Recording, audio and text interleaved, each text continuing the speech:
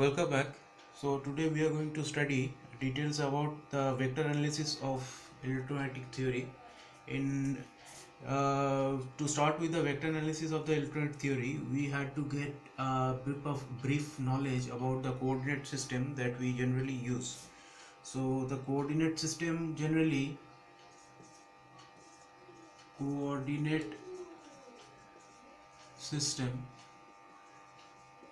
This coordinate system is specifically divided into three different type of systems.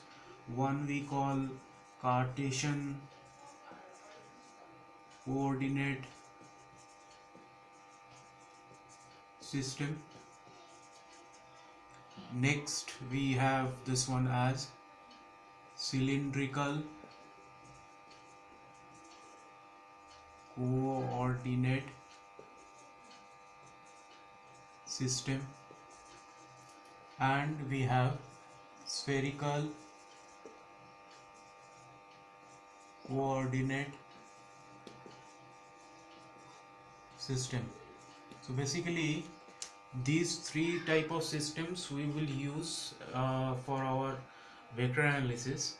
This Cartesian coordinate system is simply we all have already used, that it is basically the planar form we have already used, where we have this as x, we have y, and if you consider that this is a two-dimensional figure, so if you consider this as to be a three-dimensional figure, you simply put one say it will be like this, towards upward or towards the towards the board. So if that is in three-dimensional case, so we simply can mark this z. Remember, this z axis is actually vertical to the plane of x and y. So that is this by this kind of analysis we will be able to define the Cartesian coordinate system. And in cylindrical coordinate systems, so we have a cylinder. So in case of cylinder, what are the parameters that we need to have? One is radius r. Okay, here in Cartesian coordinate, what are the parameters we have? X, y and z. In cylindrical coordinate system, what are the parameters we have? We have r is your radius. In our case, we will define this r, since this r is also common to spherical coordinate system. This r in cylindrical case will simply define by the term rho. So we will have the variables as rho, phi and z. Now this rho is, as I said, that this is the radius of the circle or the circular part of a cylinder, and z is the vertical axis, that is this axis, and phi. The phi is actually the azimuthal angle that is measured from the x-axis from the y plane. Now this, what is this phi? Phi is actually the angle in x and y. I mean, say if this is, you consider this, you elongate it as x, and you just it's a planar form. Say if this is, you put this as y, so the angle that is in a plane is phi. I mean, this is a plane, this plane it is phi. So another angle is that which we have elevation angle, that we will talk in case of spherical coordinate system. But for the time being, in cylindrical coordinate system, we will define this cylindrical coordinate system into three different variables. One is rho, which is the radius, and phi, which is known as the azimuthal angle. Azimuthal angle is a planar angle between this plane of the figure. Another angle is the elevation plane. We are not talking about the elevation plane. We are talking about the angle between x and y angle, this in this plane. And another one is z, which is the vertical axis. So these are the three type of variables that we will use in cylindrical coordinate system. I'm coming into the details. Before that, let us discuss the spherical coordinate system again. So spherical coordinate system, simply you draw a sphere. In case of a sphere, so what are the parameters that you need to have? One is from the center, you have this distance as r. So this is the r I was talking here in case of cylindrical coordinate system, which we have defined by the term rho here. But in spherical coordinate system, just to make some difference between the two, we have defined this as an r. R is the radius of the sphere, which is same in all direction, as you know. Another one is, so r is one parameter, another one is theta, and another one is phi. Now this theta phi are two different angles. You know, here in cylindrical case we had only phi, but here we had both theta and phi. So theta is actually the position, is actually the elevation angle, and phi is the same which we was talking in the case of cylindrical angle. That is, this is phi is known as azimuthal angle, azimuthal angle, and this theta is actually known as elevation angle. What is the difference? The difference is that this phi is actually a planar angle. I mean, if you go through this plane, see the rotation of my pen, so if you go by this plane, so you will get the azimuthal angle. But there is another plane by which you can go, that is like this, in this plane, that is in the direction here, in this direction. If the rotation is in direction like this, so it is the elevation angle.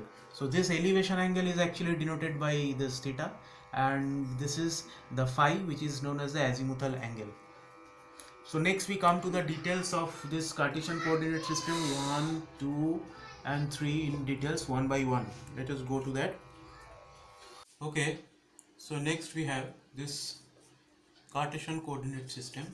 So we write it here, Cartesian coordinate system. So as we know, as we discussed, so Cartesian coordinate systems are represented by the terms x, y and z. Okay, so this is your axis, this is your z axis, this is your x, this is y. So these are the three representation, I mean three system of lines of reference that we use for defining a Cartesian coordinate system, and it is also represented by the three plane, xy plane, yz plane and zx planes. So these are the three planes by which this Cartesian coordinate can also be represented. Like xy plane is from here and here, this is your xy plane, and this is your zx plane is this, and then zy plane is this. So three different planes. The three planes can be defined by using this Cartesian coordinate system. And also a vector at any position, say a vector, is may be represented by ax cap plus ay cap plus az cap. This is the representation of vectors at any place of a Cartesian coordinate system, where this ax, ay and az cap are actually the unit vectors which are normal to its coordinate surfaces. You have to remember that this ax cap, ay cap and az cap are normal to its coordinate surfaces. Okay, so now we go to the properties of this Cartesian coordinate system. So we write the properties here. The properties will be two kind of properties are there. One we call dot properties, dot product properties. So one we call dot product properties, and two is cross product properties. Let us now discuss these two properties one by one.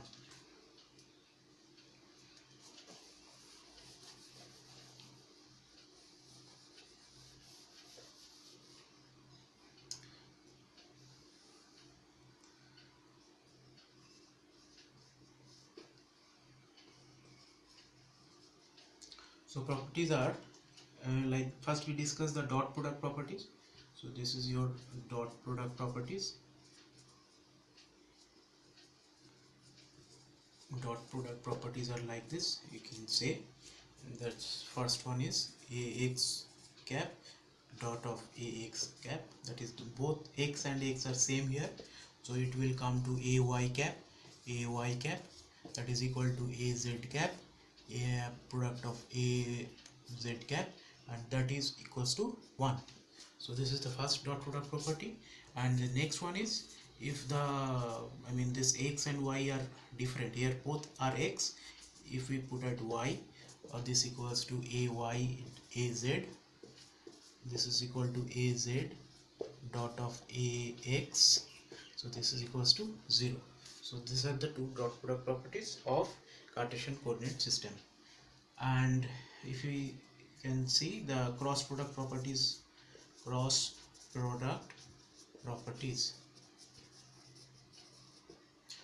product properties, the first one is, again, if both are same, so you have to write ax cross ax is equals to ay cross ay, because there's a cap, az cap cross az cap, this equals to 0. Here the difference is, here in dot product, if both are ax, this is equals to 1, but here it both are same, it is equals to 0.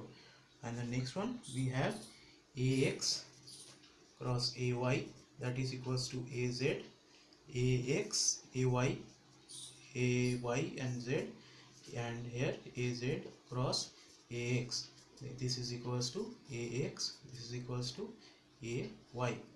X and y, then next place you have z. If it is product of y and z, you get x. Product of z and x, you get y. Of course, there will be cap in all the places. And only the reverse is that, if we reverse this ay ax like this, ay cap cross ax cap, simply we have reversed, so we will put a minus direction here. All other are minus, here it is ax, there it is minus ay. Only the z and y will be reversed, like this one. If x and y, here y is at first and then come x, only the reverse, this minus signs will appear. So this is all about your Cartesian coordinate system. Next we come to cylindrical coordinate system. Okay, so now we come to the cylindrical coordinate system and spherical coordinate system. So like we discussed in Cartesian coordinate system, and the properties are find to vector and the properties of the coordinate system in case of a Cartesian one. We will now see the how to represent a vector and also the properties and ranges of cylindrical coordinate system as well as spherical coordinate system. So let us now start one by one. Just similarly here, as we have discussed previously, the variables which are used to define a cylindrical coordinate system are rho, phi and z. And in spherical coordinate, if you remember that we have already discussed, it is, what is this, r, theta, phi. So these are the three variables of spherical coordinate system, r, theta, phi, and in cylindrical case rho, phi and z. Okay, so let us talk about cylindrical coordinate system first. So as we know, this rho is the radius of the cylinder, and this phi is your azimuthal angle, and z is the vertical axis. So a vector in this cylindrical coordinate, vector A, can be represented as a phi plus a phi, this is rho, I'm sorry, this is a rho, this is unit vector, and a rho plus az and az. So this is the representation of any vector in case of the cylindrical coordinate system. And next we come to the properties. Properties are same as that of a Cartesian coordinate system, or are all similar. Only in place of x, y, z in Cartesian coordinate, here you will write rho, phi and z. All other things are same in case of properties of cylindrical coordinate system. And the range we specify, this is important, you have to remember this range, this is extremely important. The range of space variables, that is rho, phi and z, these space variables are defined as, number 1, 0 less equals to rho less than infinite. Number 2, 0 less equals to phi less than 2 pi, and lastly minus infinity less than z less than plus infinity. So that means the rho, that is the radius, varies from 0 to infinite. It can be, I mean, if you draw a cylinder like this, this is your rho. So this rho can vary from 0, so this cylindrical will be a very small one, to infinite, and this angle is your phi angle, is your azimuthal angle.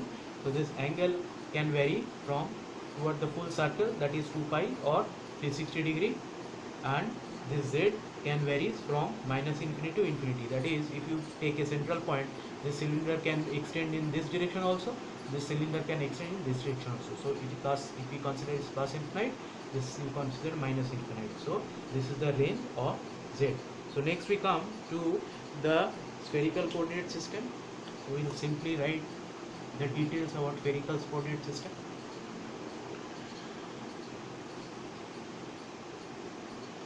Again you see that these are represented by r, theta and phi. So here if we represented a vector A, we will simply represent this vector A as A r small a r plus A, what, tell me, A theta and small a theta plus A phi and small a phi. So this is your representation of vector in a spherical coordinate system. And the range, let us see about the range of the space variables here also. So the variables are r, theta and phi. So we'll simply write the number 1 is 0 less equals to r less than infinite. Number 2 is 0 less equals to theta less equals to pi, and number 3 is 0 less equals to phi less than 2 pi.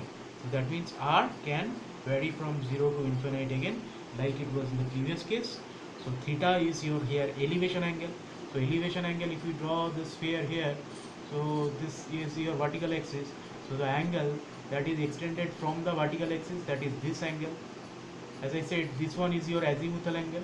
So elevation angle is this, from this plane to this plane, and this is your azimuthal angle in this plane. So elevation angle is this plane, and this can vary up to pi, that is from here to here. So this is the maximum value of elevation angle that it can occur, and the rest is just the minus of the total angle, and phi is just, it will be 360 degree like it was in the case of cylindrical coordinate system. So this is all about the concept of vector analysis in different coordinate system and variations and ranges. So properties of one property is left. Properties again, properties are same, or rather I would say this is similar to that we have discussed before. So only the variables, space variables here will be r, theta and phi. All other properties are same. So this is all about the spherical coordinate system. Next, in the next class, we will go to the details about the coordinate system, how to transfer from one coordinate system to the other. Okay.